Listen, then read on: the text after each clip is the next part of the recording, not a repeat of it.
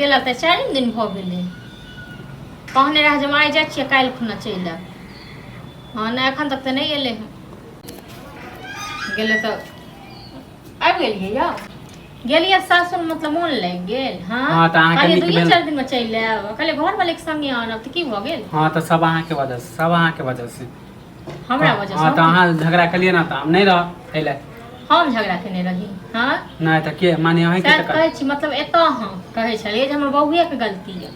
आ सासुर गेलियै त बात बदल केलु हां जे सास ससुर कान हां त हमर बौ कहलक नहीं रहबे साथ में त नहीं रहत त नहीं रह हमरा घूम कोन भूखले रहै छी अकेले रहबे अकेले त राखियो अकेले जाता रखबे तब त हम की करू तै लेल भने नहीं आयल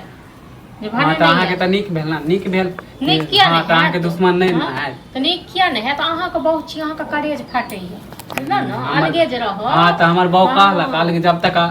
बंटवारा नहीं होते तब तक हम नहीं जेबे कथी के बंटवारा यो कथी के बंटवारा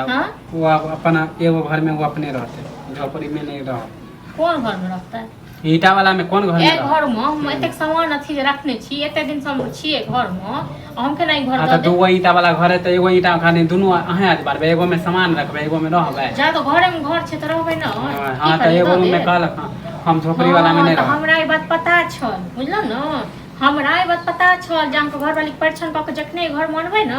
त तखने कहत जे हम घर में रहब लेकिन से सब किछो नहीं हैत बुझल त अहाँ के कथि लगे कि हम माने झोपड़ी में घर वाली चाहिए अरे बंटवारा चाहिए अरे बंटवारे भेले जखने कहियो अलगे रहब तखने आपको सास त कोनो जमीन नहीं कहलक बंटवारा घर कहलक न तो जमीन क्या नहीं बंटवारा करो बंटवारा करू अपन घर बनाओ अपन अकेले खै त अपन घर खाली बंटवारा काकी के घर बंटवारा हेतै बंटवारा करू तो पूरा बंटवारा करू न हां त करी आरो ठीक त खाली अलग रह के ठीक छै अहाँ चाहे छै बंटवारा त ठीक छै त काल्हि से 2-4 गो समाज के बजाओ आ हमहु फोन करे छी भै क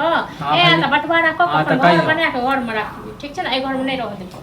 जन बंटवारा हेबे करते तखन नीक जका भ जेतै न आ झूठे का आई बंटवारा कर या काल्हि एक जगह भ जाओ ई सब हमरा नहीं निक लागे हां त आरो ठीक होतै ठीक हेतै लेकिन जय घर वाली पर जय सास ससुर पर एते कूदै छी बुझलिए न काल्हि खन जखन बाप तात न तखन हम सब नहीं साथ दे हां त हम नहीं कूदे छे घर पर घर वाली पर सब अहाँ के वजह से नहीं कूदे झगड़ा नहीं करते त नहीं एक दिन भेल हां सासू